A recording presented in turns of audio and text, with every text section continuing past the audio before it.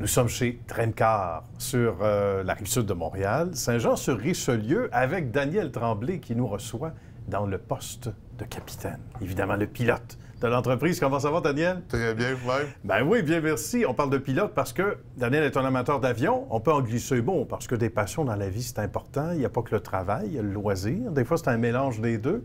On s'intéresse au monde de l'aviation depuis combien de temps? Ben, depuis une dizaine d'années, même 20 ans, mais j'ai fait ma licence il y a 10 ans. Bien. On est allé chercher l'avion où? À Knoxville, Tennessee, exactement. Knoxville, Tennessee, c'est bien. Pas loin de Nashville, donc ça change, comme on dit, le mal de place. Tremcar, donc une entreprise qui fête sous peu ses 60 ans, ce qui n'est pas rien. Mais le paternel, lui, a fait son entrée en quelle année ici?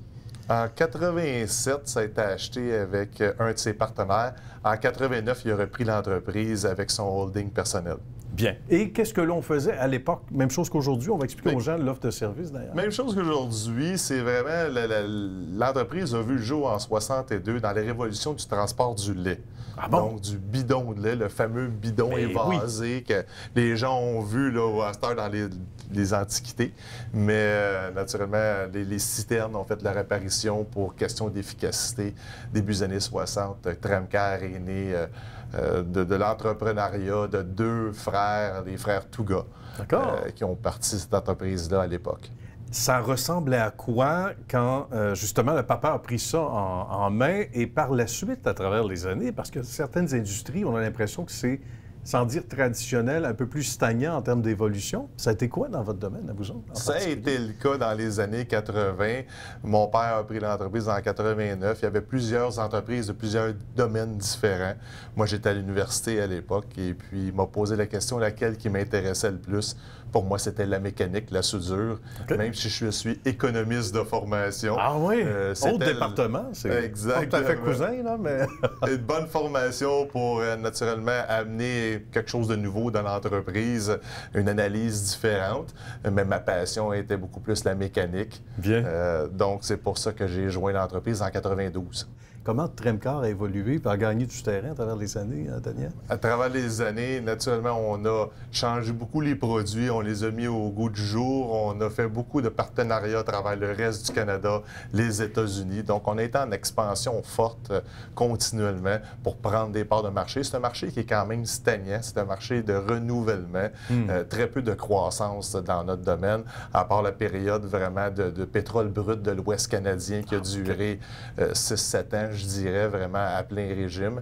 Mais en dehors de ça, c'est un marché vraiment de remplacement. Donc, c'est une question d'efficacité de production. Bien. Parlant d'efficacité de production, ça dépend comment c'est mené, comme disait l'autre, et c'est bien mené ici. Et évidemment, en toute humilité, souvent comme chef d'entreprise, on dit « mais il n'y a pas que moi, il y a une affaire d'équipe ». Mais c'est vrai que c'est une affaire ici, beaucoup d'équipes. C'est bien dirigé, mais parlons-en de l'équipe. Ça ressemble à quoi le portrait global, nombre d'employés et différents départements? Bien, si on regarde dans son ensemble, Tremcar aujourd'hui a 500 employés répartis dans 9 sites différents. Donc, on a une équipe, on a le siège social à Saint-Jean-sur-Richelieu. Donc, tout est préparé, les ventes, l'ingénierie, la technique, les billes de matière, les dessins, les achats nationaux. Donc, tout est vraiment préparé, la comptabilité, tout les payables, recevables.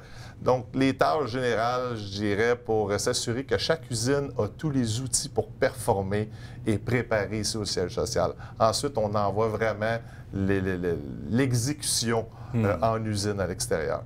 Mais c'est quand même extraordinaire de savoir que ça fait travailler autant de gens, dont la plupart ici, effectivement. C'est assez spectaculaire. Qu'est-ce qui revient dans les commentaires? Parce que quand on est dirigeant d'entreprise, on n'a pas toujours les mots d'appréciation sous la main, mais on sent à quel point il y a une complicité avec la clientèle, avec les partenaires. Qu'est-ce qui revient souvent, même si on ne s'y arrête pas toujours pour apprécier, pour goûter le moment, parce qu'on a toujours d'autres choses à faire, puis des trucs qui doivent rouler, mais qu'est-ce qu'on entend souvent dans les commentaires d'appréciation? Les grosses différences chez Tremcar, c'est l'ouverture, la polyvalence, la créativité. Ce que le Québécois moyen, je dirais, est reconnu depuis des années. Parler des entreprises américaines vont dire le centre de recherche est au Québec.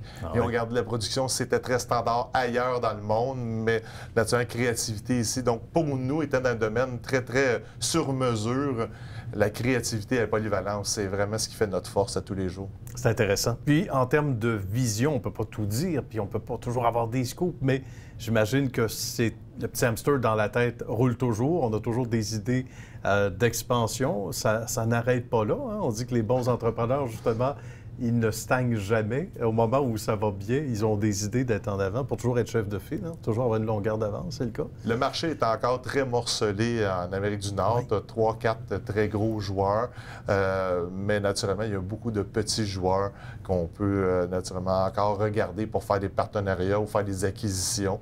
On attend les bons moments, comme on a fait. On a fait plusieurs acquisitions dans l'histoire de Tramcar à travers les 30 dernières années. Donc, on a décidé de ne pas arrêter là, d'amener le défi à un autre niveau. On dit que c'est une affaire de famille. Daniel, entre autres, il y a ta sœur qui est aux États-Unis, qui a décidé de gagner le pays de l'oncle Sam. Oui, en effet. En 2011, on a fait une expansion américaine importante en Ohio. Et puis ma sœur m'a demandé, elle dit, ça m'intéresserait d'aller participer à cette expansion-là.